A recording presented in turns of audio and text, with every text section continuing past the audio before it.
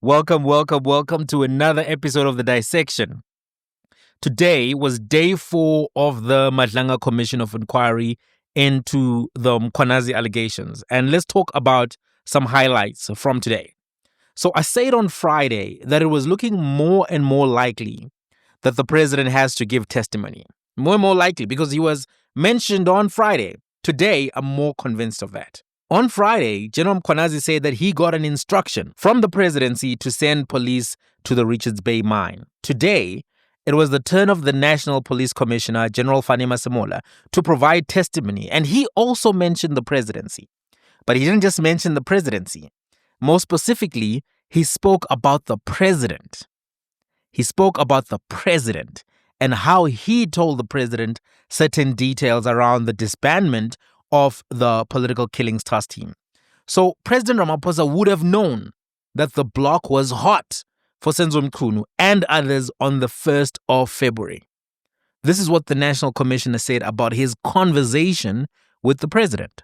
Given the fact that the minister was instructing, not soliciting our views of the disbandment of the PKTT, I deemed it necessary to speak to the president about the issue. I spoke to the president on the 1st of February 2025. During this meeting,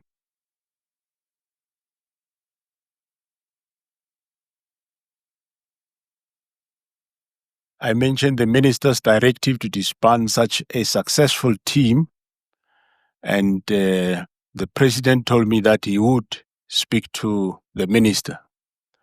Of course, I didn't really require from the president to say whether I agree or not, but I did tell him that this team is being dissolved, reason unknown, and I said if ever it has to be done, it cannot even be done in this abrupt manner because I don't know what we are chasing. And that's when he says, no, he will speak to the minister. Yes, then 112, you say at a later stage? At a later stage, the president did inform me that he did discuss the issue with the minister. He did not inform me on what details they discussed. Did he tell you what outcome they reached on the issue? No. And is that where you left it with the president? Yeah, that's where I ended. As I said, well, I didn't expect president to get to an operational matter, but I did tell him that there is this issue. And I said, if ever it has to be done, it should be a process of winding down and not this abrupt manner. And from there, well, later I did. That's why later then I already, by that time, I already submitted a report to the minister, the one that was due on the 20th, where I describe or I was explaining to the minister that if you disband this team, this is the best way on the how part. And I described that it should be a wind down and it should be a phased out approach and not this abrupt. But still, as and when we meet, I kept on asking the minister, but what is the reason for the disbandment of the team?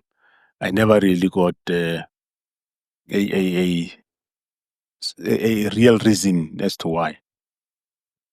This is significant. It really is, because now we need to hear from the president about how he navigated this matter. We need to hear what conversation he had with Senzo Mchunu about this matter. First, the decision to disband. Secondly, the rushed process to disband. I don't think there's a justification that can be presented at this point for him not to appear before the commission. He has to appear. He has to explain that. then there are other questions that he may have to clarify depending on what else is presented in the coming days. For instance, Vusi Matlala, as we all know, is a key figure in all of this. He's been connected to Senzo Mchunu through Brown Mkhotsi. He's been connected to Bheki, who he has called a business partner. He has offered the penthouse that he owns to Bheki. He met with Bheki at Morgan Maumela's Zimbali Lodge mansion. Already, those intersections and connections are things that the president may have to speak to. And he must have to speak whether he was aware of any and all of these relationships. There's also a more significant connection that makes this a line of questioning that he may have to respond to at some point, right? Vusi Matlala has been connected to Benjani Chauke. He has been connected to Morgan Hangwani Maumela, who is a relative through the first marriage of Mr. Ramaphosa. And Benjani Chauke has worked on two of the president's ANC campaigns. Apparently, according to the reports in News 24, he was assisting with the Phala Phala matter. He has been implicated as being a fixer for the president, or he has been referred to, rather, as a fixer for the president. So, as things stand, it does look as if the president may have to make an appearance and explain some things. He may have to explain some things. Look, before I go on, great news. We're approaching 100,000 subscribers for the channel. MJTV is about to hit 100,000 subscribers. And I want to thank those who've subscribed. You've made this possible. And I want to ask you, check. When I check. Now, are you subscribed? Check. You may not realize it because, many people have been watching the channel for so long and they've never thought about the subscribe option and often don't bring it up. But because siyasondela, sondela standwa, sondela, bamboo 100K. Hey, we're getting close because I don't always bring it up. You may have missed it. Now we're getting close. YouTube tells me that 70% of the viewers from the analytics haven't subscribed yet. 70%. 7 out of 10. So some of you here, you are doing horse carry behavior. Failure to subscribe is horse carry behavior of another kind. So let's stop that now. I accept your apology in advance. Let's subscribe. Let's put the notification bells on. Let's grow this channel. Let's grow the community. Let's expose all the hosh. I spoke to YouTube and it's free 99. Free 99. Mahala. All day, every day to subscribe. And this is a really humbling and exciting time. I'm really grateful. And if you haven't subscribed, let's push. Let's go. Let's get to 100K. Let's go.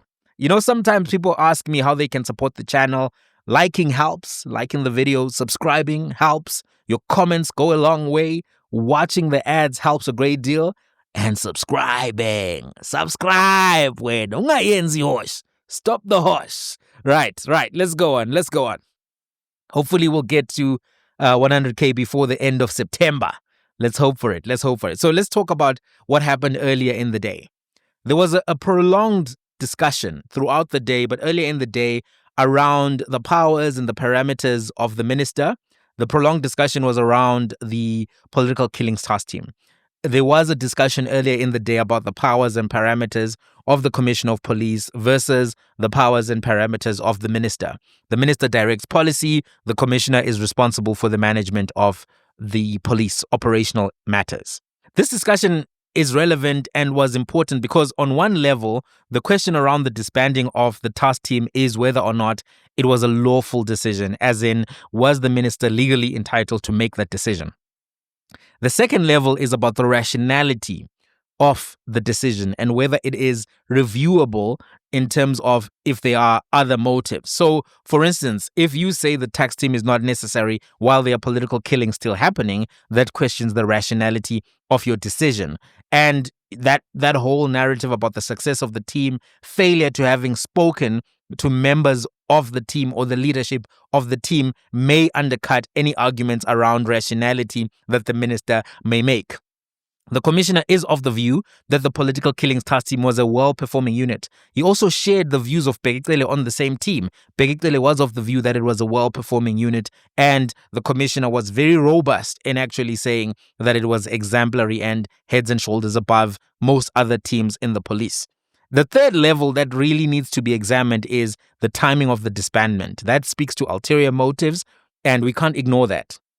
On the 17th of April, Armand Swart last year was shot 23 times. A few months later, on the 6th of December, Katiso Molefe arrested. Vusi Matlala, his home is raided in search and seizure operations. I think on the 20th of December, there was a search and seizure operation on the Cat Protection Services offices. By the way, very interesting thing has happened. The Cat Protection Services website has been taken down, scrapped. Totally. You can't even find it on the Wayback Machine. Usually when people delete websites and stuff like that, you can still find them archived on the Wayback Machine. This scrub is thorough. People are trying to remove any traces. I don't know who is implicated in all of this, but the fact that the website was operational, they still have a LinkedIn, but everything else has been scrubbed from the internet. It's like it never existed. So anyway, let me go back. I just thought that was curious. So 20 September, the session seizure on Cat Protection Services. 31 December, 11 days later, the task team is disbanded on the grounds that it no longer has a purpose. It's not adding up. And this is all done while the police commissioner is on leave, the National Police Commissioner. And it looks like there was a rush to get everything done before he gets back from leave. Like, why are you rushing? Such an important, significant team with ongoing investigations. Why the rush? And if you think about the sequence of events and this disruption, the police was doing their work. They were making breakthroughs on kidnapping cases, on murders. And then, all of a sudden, they are requested to be removed while the National Police Commissioner is on leave, the operational head of the police. A lot of explaining needs to be done. They clearly were getting too close to someone, or to the Hosh Dons, the real Hosh fathers and grandfathers. And I think that there was an instruction to shut it all down. This is what it's looking like. This is what it's looking like. Because we know these things all happened. Doing it when the National Commissioner is on leave. And this order coming from someone who just got the job in June. Vusi Matlala has been awarded a police contract worth 360 million. You got the job in June. You're making moves that seem to be helping both Vusi Matlala. You haven't even spoken to the relevant senior police officers who are, abreast with the activities, the successes, the operations, the investigations of this team. And then something else that was raised that was interesting is that after Senzo Mchunu ordered that the task team be shut down, General Shadrack Sibiya was the main actor now, going around looking for closure reports, trying to get hold of dockets. We know that from the suspension court case. He was now acting like he's the president of the South African Police Service. Hey, what are we seeing here? It's a lot. I want to continue and tell you that there were some interesting revelations about Vusi the Curious Cat Matlala and his relationship with the Deputy Commissioner of Crime Detection, Sibiya. The Deputy Commissioner of Crime Detection is responsible for, among other things, dealing with kidnappings. Have gone up. Kidnappings have gone up, according to the crime stats. Look, before I play you the clip that pertains to that, can you just imagine this? Vusi Matlala and Shadrack Sibiya. What is there to talk about over a beer between a policeman and a Hosh man? Hosh and cop don't mix. That's like Tom and Jerry having some cheese before the episode starts. How, Sway? As Kanye West once asked. How, Sway? How? That's like a hyena playing raba-raba with a lion. It's an anomaly in the Matrix. There's only one lion that does that, and his name is Scar. Only Scar has this proclivity for hyenas. Other lions, it's on sight. It's on sight. Lions don't even want to see a hyena anywhere. And these Hosh Dons enforcers, they are the hyenas of crime in South Africa. Now think about Vusi Matlala. He has a reputation for being part of multiple streams of criminal income and activity. This man was doing it all. Jack of all crimes. Jack of all crimes. Vusi Matlala. Kidnapping, house robberies, cash in transit, tenders, hits on whistleblowers, assaults, attempted assaults. And all of his dockets were being withdrawn. Cases withdrawn. 18 cases withdrawn. 1 conviction. He was single-handedly boosting the crime stats in South Africa. One man versus the law, versus order. In Tshwane, notorious. You know how many people have told me off the record that this guy in Tshwane is notorious? Notorious, more notorious than the one and only B.I.G. That's how notorious this man is in Tshwane. Now, this is what the commissioner said about Vusi Matlala and Shadrack Sibiya. Now, think about this. One guy is in charge of dealing with kidnappings. The other guy is being implicated in kidnappings. But this is what they're saying about you, Chief. Chief Sibiya. This is what was said. A concerned party requested a meeting with me, and upon meeting, the person indicated that General Sibiya, he implicated General Sibiya and indicated that he is known to be close friends with Mr. Matlala. It was expressed that Matlala was involved in various crimes and suspected to be involved with the kidnapping of Mr. Jerry Bushura. Given this background, I requested, because the person was not trusting anyone, especially in Gauteng in the investigation of this crime, I requested Lieutenant General Dumisani Khumalo to conduct the investigation into this kidnapping. The concern of coming to me was that there is no way that General Sibiya can oversee this investigation or decide who must investigate this case.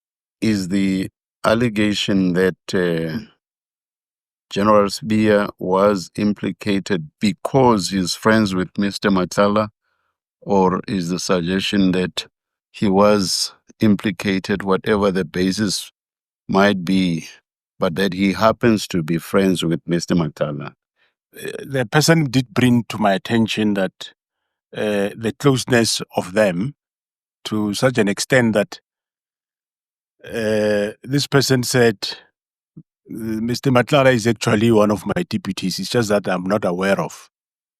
In that he's doing the same work with General Sibiya. They direct police to do certain things and so on. So that's a lot. Sibiya is implicated in working with Matlala. Matlala is implicated in the kidnapping case of Jerry Bushura. This has been widely reported on. We saw a documentary there on YouTube. I think it was Carte Blanche. I don't remember who did that documentary. Was it SABC?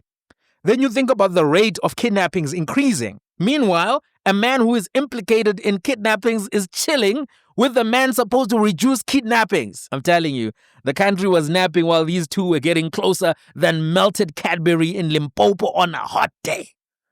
Have you ever left Cadbury outside? The blocks get so... This is the relationship that is looking like right now. These two are closer than Cadbury bars left in the sun in Limpopo at lunchtime. It's a lot. It's a lot.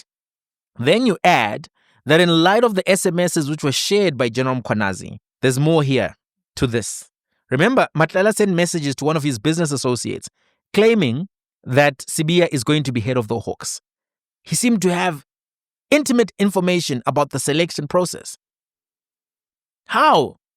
How is such a guy having intimate saying our guy is coming in? Your guy? How is a cop your guy? How is a cop your guy? How does that work? That's like Drake sending a message to one of his guys saying, my guy Kendrick is about to drop an album. That's not the type of thing Drake is going to say. When Kendrick is about to drop an album, the heart palpitations in the Drake ecosystem are such that their Apple Watches are vibrating all the time. Notice accelerated heart rate. Notice higher blood pressure, because when Kendrick goes into the studio, OVO panics. Now imagine you've got a guy like Matlala saying, no, don't worry, my guy is coming in. Your guy, how's he your guy? How is he your guy?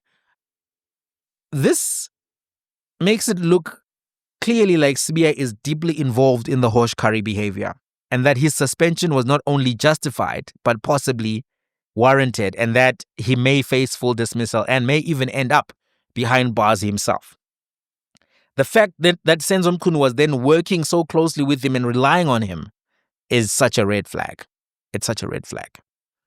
Look, let me close by discussing some demeanor points and the presentation styles and the differences between what we saw in the Mkhwanazi testimony and today in the Masemola testimony. General Fani Masemola is a more cautious speaker, and he had to be encouraged quite often by Advocate Terry Mutau to be more specific, more direct. We also saw Matlanga trying to push him a little bit to answer more specific questions. There was a bit of a contrast to General Mkhwanazi, who was very blunt in many of his answers, willing to answer, quick to respond as well. He comes across as being more careful. Also, I noticed he was reading more from his statement than General Mkhwanazi, right? So even though those were clear observations, and sometimes, it seemed as if, he's thinking about his answers a little bit more, I didn't find that to have any impact on his credibility. I just think that's his personality and his character. Some of the older guys, they like to speak in parables and idioms and all of that and not complete everything that they're saying. And that's not necessarily what needs to happen in a commission of this nature. And he was obviously worried about letting the other guys know stuff that they're looking into them about, because these guys have been having phones in prisons and a lot of them are still out there. Brown Mkhotsi is still out there doing what? Don't know. Senzo Mchunu is still out there, collaborating, coordinating, talking to whoever. We don't know. We're seeing media operating also with some stories. So at this point, I would also feel a little bit cagey considering where we are. There's a lot of pressure in this process. These guys are confronting syndicates and high-level people that can make calls to the presidency. People where you speak about them, the presidency doesn't necessarily move. That's quite an intimidating thing. And it does look as if he wasn't as willing always to push back to the instructions from Mchunu. And even though I got what Matlanga was trying to ask about, look, would you always respond? Would you follow an unlawful instruction if you deem the instruction to be unlawful? And, in that exchange, there's something that I want to make reference to. And it's a fallacy of logic. I don't think Matlanga was necessarily doing it, but I think he was missing the fact that sometimes there's pressure and the formulation of some questions doesn't always lead to the answer that you're looking for or determination of the answer, especially if it's a hypothetical question. So I have a book here written by Ivan M. Copey and Keith Burgess Johnson on informal logic. And in chapter 3, it speaks on fallacies. And I want to tell you about one of these fallacies that are quite significant to know about, right? So the fallacy that I want to bring to your attention is known as the complex question. If you'll allow me to read. The complex question. Asking questions of others is a frequent and in most contexts legitimate use of language. Sincere questions, as opposed to rhetorical questions, are attempts to elicit responses from those to whom they are addressed. They are direct uses of language. But some questions are loaded in the sense that they presuppose answers to other questions that have not been asked. These so-called complex questions must be answered carefully, if at all. For instance, suppose that S, hoping to trap a neighbor into making damaging admission, asked the neighbor why she plays music so loudly.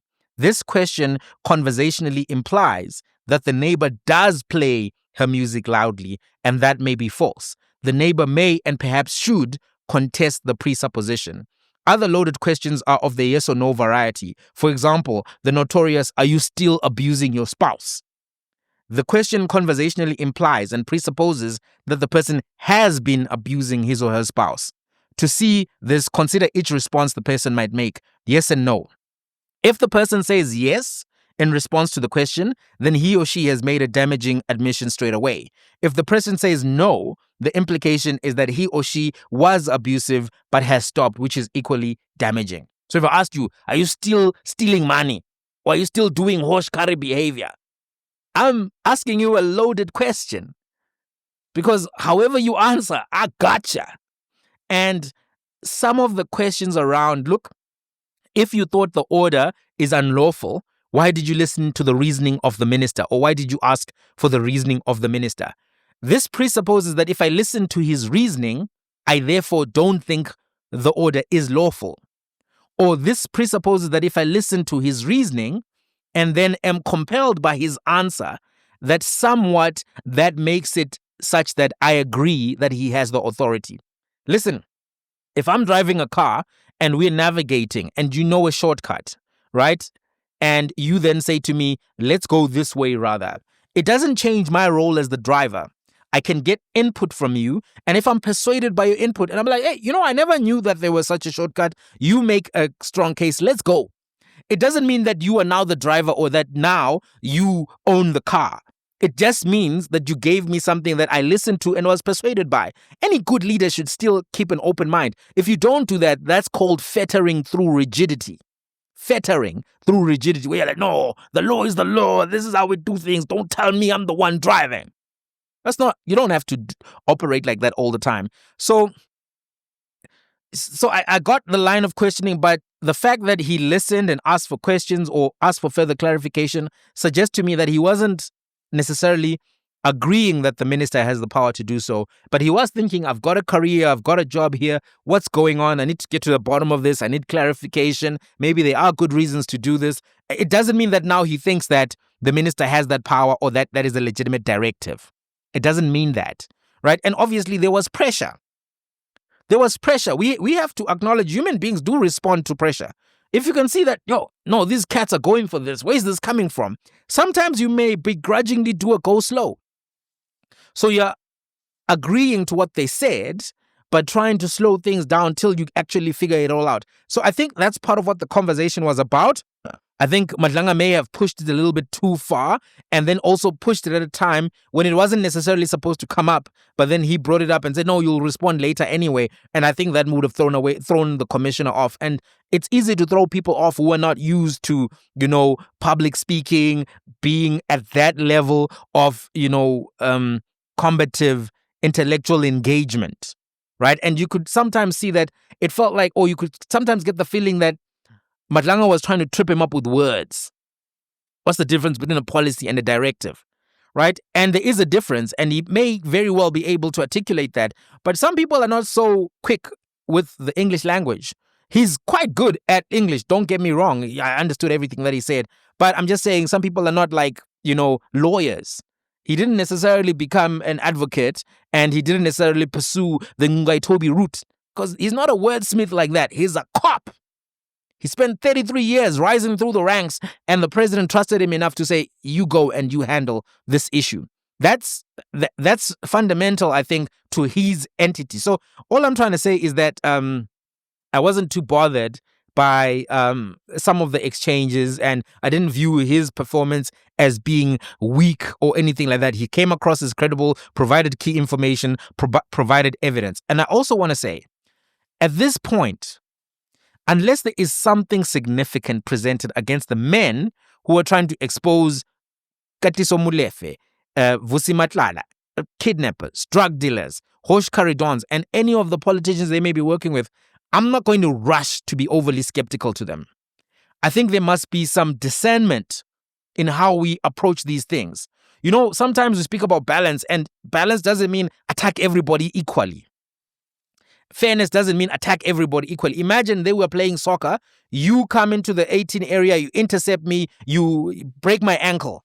Now, the referee must blow red card for you, right? Especially if you came and it was illegal contact. He can't then now come and say to me, why are you so good at soccer? Hey, when I'm Mosala, why are you coming into the 18 area like this? Why is Benny in the 18 area like this? Why are you doing palapala like this? Palafala. What's the soccer again? Anyway, you know what I'm trying to say, right? That would be weird from the referee. He's supposed to evaluate the situation and make a call based on what he's seen. And so far, the only thing that we've been told, without any evidence, is that Masemola and Kwanazi got Louis Vuitton bags for their wives sometime in 2011 or 2012. It hasn't been proven. Paul O'Sullivan has been one of the people repeating it. Look, if that's all they did versus this group of Matlala, Sibiya, Molefe, Maumela, Hangwani Maumela got millions, billions actually, from the Gauteng Department of Health. Key to a lot of the stuff that has been happening with the looting of funds from the Department of Health. People are dying. People are dying because money was stolen. Doctors can't get jobs. Pharmacists can't buy medicines. All of those things. So if all they did, I mean, let's weigh this up. If all they did was get these Louis Vuitton bags, let me tell you, I am volunteering to go to China Mall myself tomorrow to buy them 3 Louis M. Vuitton bags. Louis M. Vuitton bags. I'm telling you, those are great bags. Louis M. You guys don't know him. He's the younger brother of Louis Vuitton. Original from China Mall. Original quality. Lasts you for decades. Give it to your children. Give it to your grandchildren. Put it in the will. They'll be fighting for it when you die. Telling you, if that's all, like, why are we trying to create a false equivalence? Like, no, the police, they are factions, they are fighting. They may very well be factions, but one faction looks like it's a horse carry faction, and the other looks like it's cops who don't want to hang out with criminals. The other cops are busy being called friends by Sej Kabong, being called friends by Vusi Matlala. Vusi Matlala is now one time on the other side doing kidnappings, on the other side providing insights and perspectives to the man supposed to catch him for... These things are not the same. All I'm saying is, in light of that, I'm not necessarily going to crack on General Masemola because he read. I also read. Did you lose any information when I was getting from the book? No. Sometimes you got to read to be accurate and precise. All right? So that's where I'm going to leave it till the next one. Let me meet you in the comments. That's where I'm going to be. Emma commenti gula ontola kuna. Emma commenti gula ontola kuna. Lang tola. Emma commenti lang tola.